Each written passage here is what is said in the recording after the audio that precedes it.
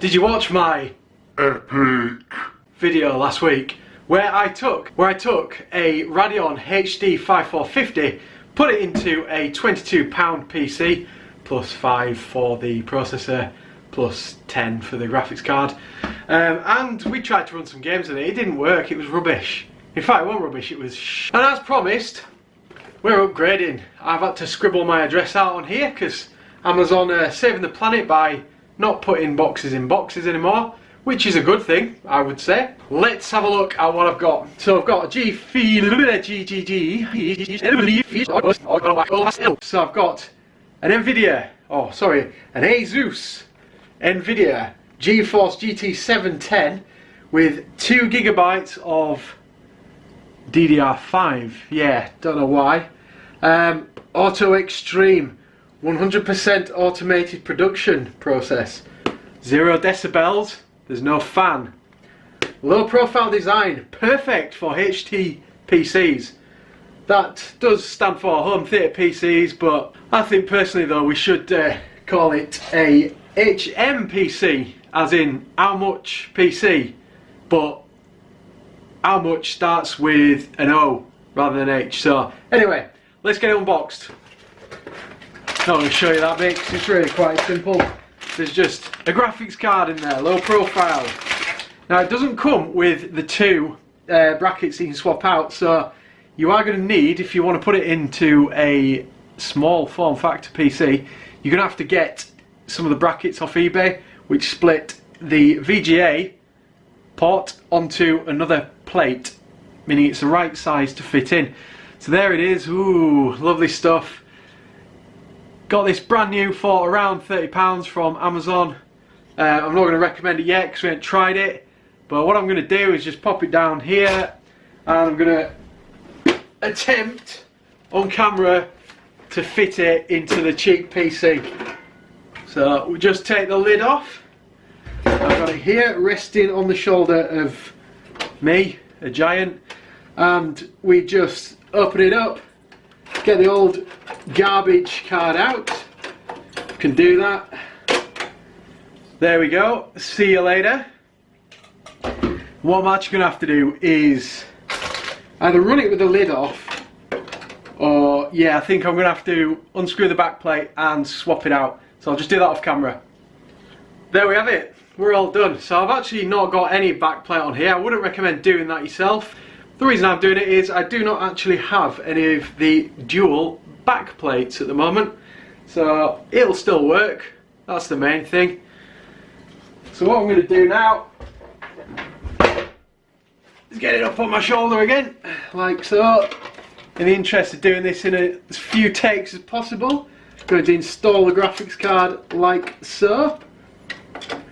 Once it decides it's going to fit, and you should hear a little pop and it's in. And then we'll just push the VGA cable through the side like that. I don't know if you can see that on the camera. Not as much point, we're going to seal that up and we're going to use the HDMI port there.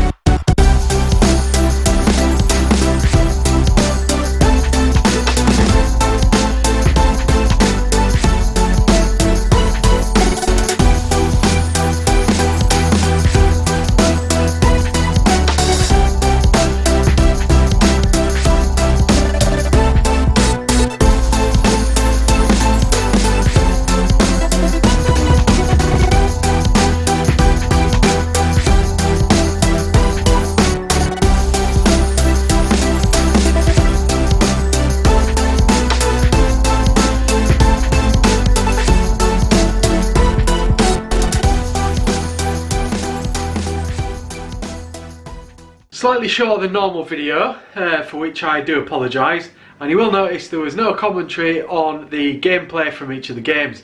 This is because I made several mistakes making this video, one of which involved using a terrible microphone. The other of which was me not configuring OBS properly, which led to some of the games locking at 30 FPS, but also it led to some very skippy footage being recorded. Now what I will say about this graphics card is, it's a lot better than the HD 5450 that I tried last week. It's good enough for some games. So let's think about the cost. So we got the £22 PC. We then got the £5 processor, the Quad Core one, the Q6600, which upgraded it. Then we tried a HD 5450 for £10.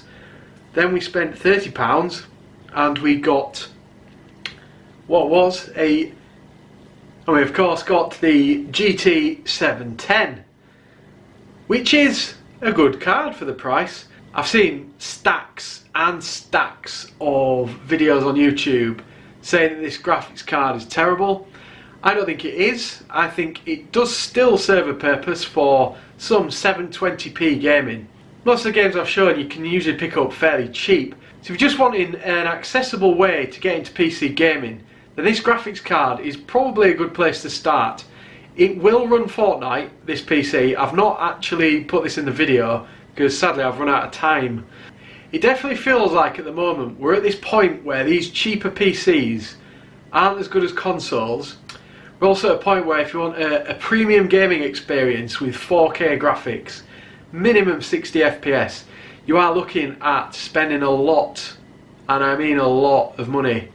Which makes me think that at some point soon, Android devices and cheap Chromebooks and laptops with the Microsoft App Store are probably going to be in a place where they fill in this part of the market, which is very accessible games, which don't require huge amounts of expensive hardware to run them and make them playable.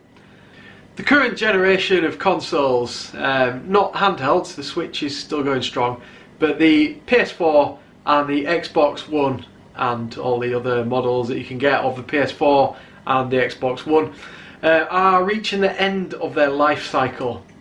Now what we don't currently see is really cheap PC components being able to give you exactly the same experience.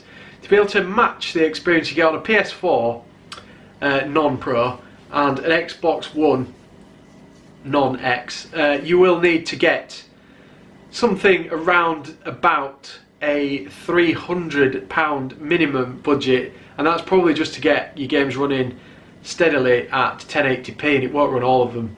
Get yourself subscribed for next week's, where I'm going to be taking a look at some Android devices and seeing what you can run on phones, Android TV boxes, and I'm also going to be taking a look at a very, very cheap Windows laptop that runs on about as much electricity as looking at one now, a light bulb. Very energy efficient. That's it for this week's video. If you've not yet subscribed, please do so below, and I will see you next time. Thank you very much for watching.